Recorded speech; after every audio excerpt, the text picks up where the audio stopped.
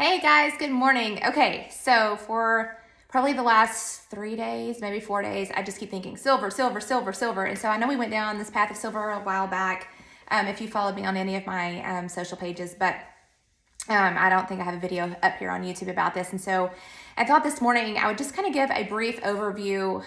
We need to know the history of things. So when we're in prophetic cycles, it just means we're in a cycle in a season where we continue to see these things loop through that we've seen happen in the past. So there's a saying like, the further you look back in history, the more clearly you can see the future. And we are literally walking into one of those seasons. We've been in this prophetic cycle for a while now.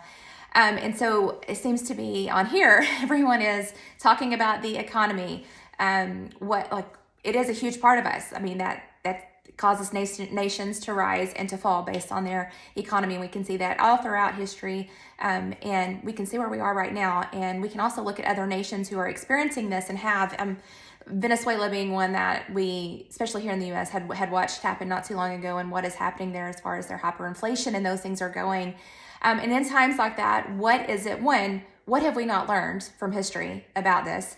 And then number two, what is it that you can do to protect yourself, to be prepared in that, to not be fearful or scared or panicked in it, but to actually just have your feet firmly planted because you have the prophetic eyes, the spiritual eyes to see what's going on. So you're not burdened you're not bothered by the things that you see in the natural, because we have wisdom that's given to us. We can look within and be able to find the answers to what to do in the seasons like this. Okay, so first, just silver in general.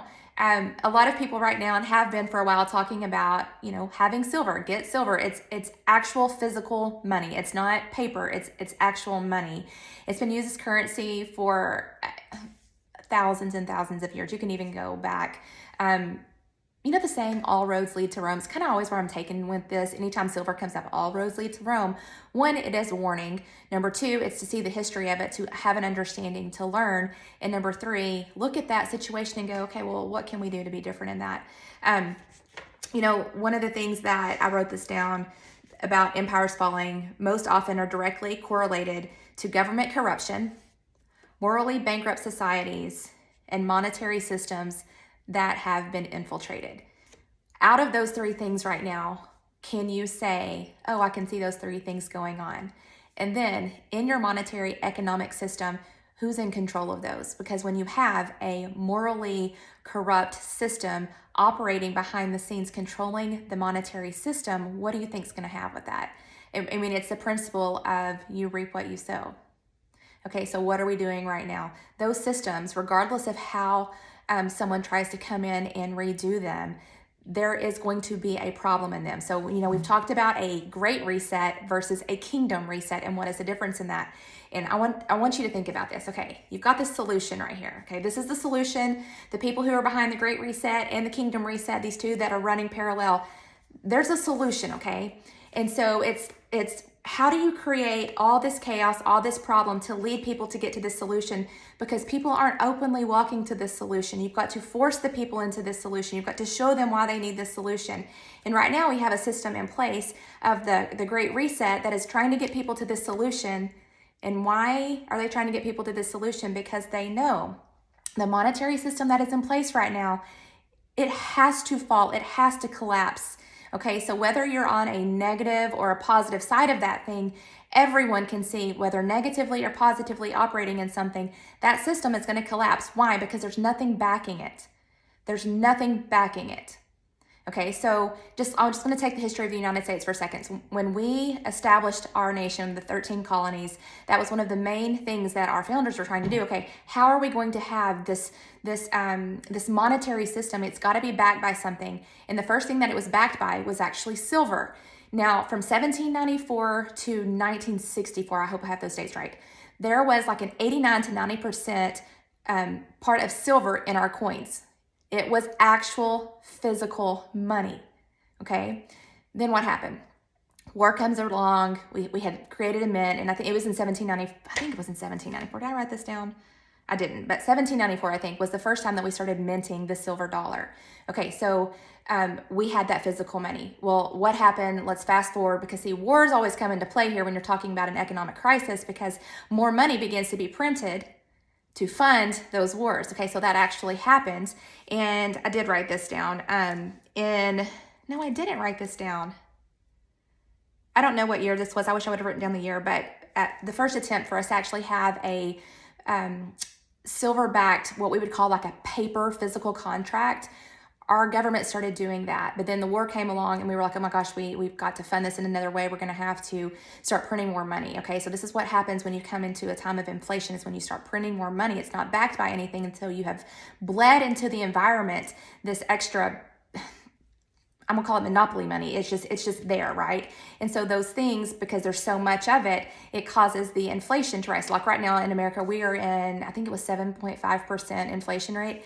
I mean, in all honesty, it's probably a little bit higher than that. That's just kind of what we're being told with it.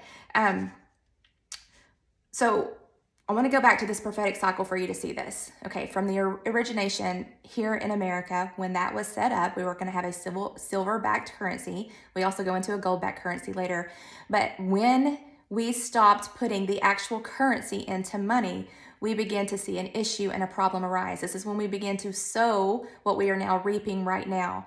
Okay, so Thomas Jefferson, he even made this comment. I'm probably going to get the comment wrong, but it was something to the fact of paper is poverty. It's just a ghost of money, that it's not anything factual. And he warned about the demise of an empire, a nation, any nation, because he was looking in history and knowing what has happened. It's always been that. So if you don't have something backing it up, what's going to happen? Okay, so he was warning the people of that.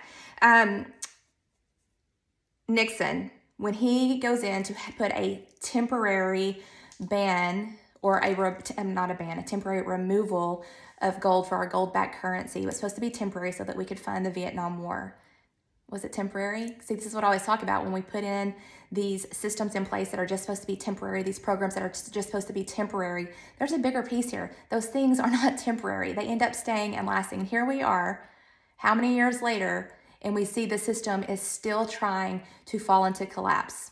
And why? Because it has to be reestablished and rebuilt. This is why we are going back to a currency-based system that is based on actual physical precious metals. We are going into a gold-backed currency. Silver is a part of that. Those are precious metals that actually back the actual currency. So how can you look in a prophetic cycle and go, okay, I see the same picture. I see we're on this little time wheel right here. I see all of these things that have already happened.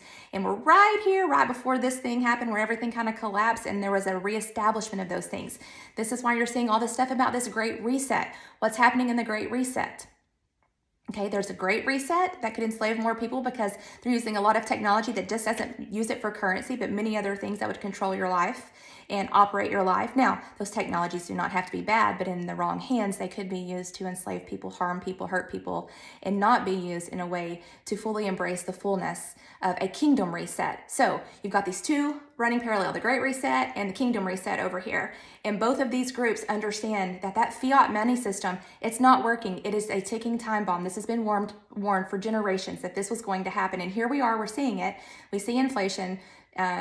Many economists talk about hyperinflation on the rise, and this doesn't have to be scary, okay? We're seeing it. What do we do with it? So a lot of people say go and buy silver because it's a hedge on your actual fiat fake dollars that you're actually holding. So if something were to go down or collapse, you have the actual precious metal that actually backed up or should have been backing it up the whole time.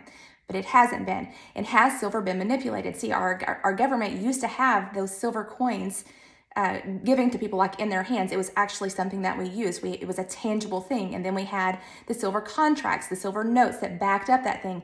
And then all that was taken away. Then we had the gold standard. But then what did the government? Okay, so then what you have to realize is that if you actually hold that tangible asset, you're actually hedging your fiat currency, your dollar currency, whatever it is that you want to call that, okay? And if you're watching this from other nations, it's still the same type of thing when you have these precious metals that are backing a currency. So when you're talking about a kingdom reset or even a great reset, they're all talking about the same thing, having an asset-backed currency. It's backed by something. Okay, but one is using it to enslave and harm and cause more of your freedoms to be taken away, where one is using that technology, also an asset-backed currency, to give you more freedom. It's not taking your freedoms away, but it's actually allowing you to have something else with it. Okay, because you can use anything for good or for bad. So go back and watch if you haven't. I think it's a two-part series, but it's kingdom reset versus the great reset, and kind of go into some of those things of what does a great reset look like, running parallel with this kingdom and great reset situation that we're talking about. Okay, so silver. Silver is not just currency. Silver has been used for tools. It's a commodity. Think about batteries. Tesla, their batteries that they use in their cars, how much silver is used in those. And in ancient times, it was also used as a conduit, a connectivity for spiritual practices. That silver was not just this metal that was used to barter and trade and used as money, but there were so many other things behind silver that were used. And I think that we're going to start seeing a lot of revelation, maybe things that have been hidden, that we're going to have a greater understanding. So why is silver all of a sudden back in the spotlight? Because we're in a prophetic cycle and we're in a prophetic season. And so if you want to understand where we are, look back in history, see the things that have happened. We're supposed to be learning from it. Nothing new is under the sun. Here we are in a new season, in a new time. We don't have to repeat those same things. We don't have to have the empire fall, because we can create a kingdom reset within this thing, use the asset-backed currency, back it up by something, even use the digital currencies, but in a way that is good for the nation, good for the world, good for the people. This is why we have to call in leaders who are not using it in a negative way, but are using it in a positive way. Everything, we have to remember this. I cannot state this enough. Everything can be used for negative or positive. The intention of the heart, what are you doing with what you have? What responsibility are you using? Because with great power becomes a great responsibility. When you hold the power for something, you have a responsibility. Are you going to use it for death and destruction? Or are you going to use it for life and abundance, for betterment? Are you using it to harm, or are you using it for good? So we have to think about those things. So silver, pray about it, seek wisdom around it. Should you get it? Should you have it? How is it going to be used? How can we have a solution using these asset-backed currencies versus what the system is actually using right now? And I'm probably just going to leave you with that for today. So I hope you guys have a really good day, and I'll see you next time.